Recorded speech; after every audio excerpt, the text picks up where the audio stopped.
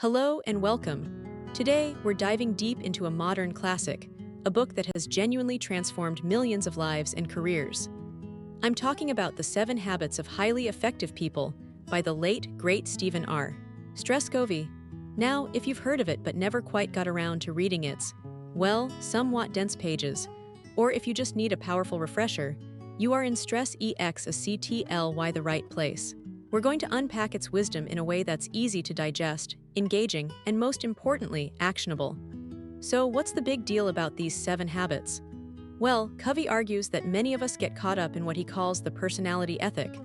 You know, focusing on quick fixes, public image, skills, and techniques to get ahead. Think charm, positive thinking alone, or communication tactics. And while those things have their place, he says true effectiveness, lasting success, and genuine happiness stem from something deeper. The character ethic. This is about aligning our lives with timeless, universal principles like integrity, fairness, human dignity, and service.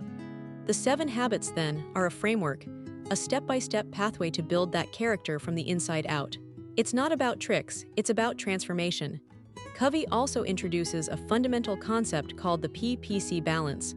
P stands for production, the desired results, the golden eggs.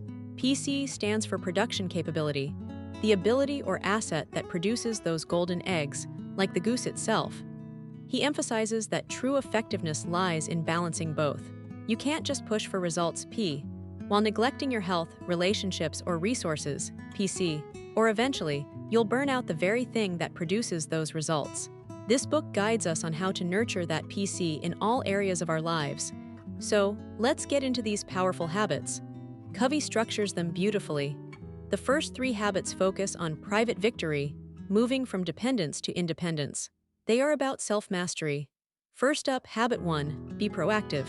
This is the absolute foundation. Being proactive isn't just about taking initiative, it's about recognizing that we are responsible for our own lives.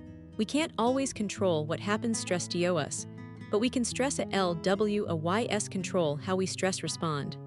Covey encourages us to focus on our circle of influence, the things we stress can do something about, rather than getting bogged down by our circle of concern, all the things that worry us but are outside our control. Think about it, reactive people are driven by feelings, circumstances, and conditions. Proactive people are driven by values, they choose their response. So instead of saying, "He makes me so mad," a proactive person might think, "I'm feeling angry and I choose how to respond to this situation." It's about owning your weather, not being a thermometer reflecting everyone else's. Next, we have habit 2, begin with the end in mind. Imagine attending your own funeral. What would you want people to say about you? Morbid, maybe a little, but incredibly powerful. This habit is all about defining your personal vision and values. It means knowing where you're going, so you can better understand where you are now and ensure the steps you're taking are in the right direction. All things, Covey says, are created twice. First, a mental creation, the plan, the vision, and second, a physical creation, the reality. Habit 2 is the first creation. It's about writing your own script, perhaps even developing a personal mission statement. Without this clarity, it's easy to get caught up in the busyness of life, climbing a ladder only to find it's leaning against the wrong wall. What really matters to stress YOU? Then comes habit 3, put first things first. This is where the rubber meets the road for habits 1 and 2. If habit 1 says you're the programmer, and habit 2 says write the program, then habit 3 says run the program. This is about effective self-management, not just time management. Covey introduces the famous time management matrix, with its 4 quadrants. Quadrant I is urgent and important crises, deadlines. Quadrant III is urgent but not important, many interruptions, some meetings. Quadrant IV is not urgent and not important, time wasters.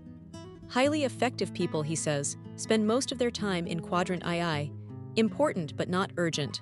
These are activities like relationship building, long-term planning, prevention, and personal development.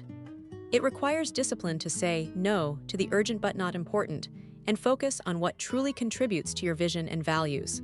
It's about prioritizing and then organizing and executing around those priorities. Brief musical interlude or thoughtful pause.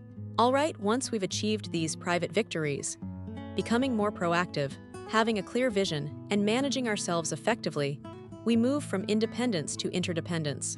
This is where the next 3 habits come in, focusing on public victory, working effectively with others. Habit 4, think win-win.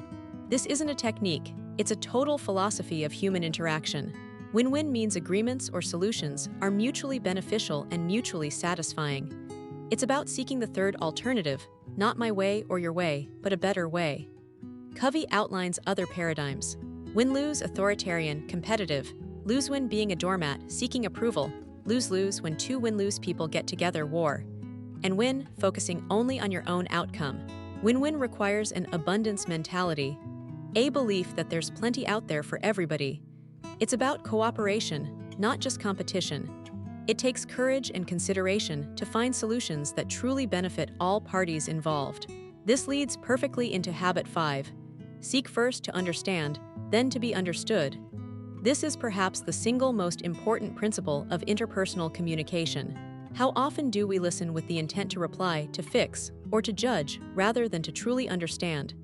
Covey emphasizes empathic listening, listening with your ears, your eyes, and your heart.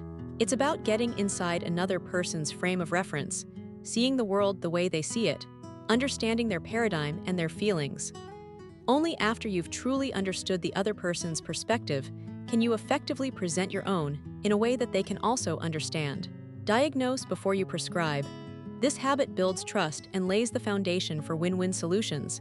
And that brings us to habit 6, synergize. Synergy is the essence of principle-centered leadership. It's about creative cooperation. Simply put, synergy means the whole is greater than the sum of its parts. 1 + 1 = 3 or 10 or 100. When you communicate synergistically, you are open to new possibilities, new alternatives, new options. You value the differences in other people. You see them as strengths, not weaknesses. When people genuinely interact with a win-win mindset and empathic communication, they can create solutions that are far better than what any one individual could have come up with alone. It's the magic that happens when different perspectives combine to create something new and exciting. Brief musical interlude or thoughtful pause. Finally, after mastering the private and public victories, there's one habit left that makes all the others possible on an ongoing basis. Habit 7, sharpen the saw. This is the habit of renewal.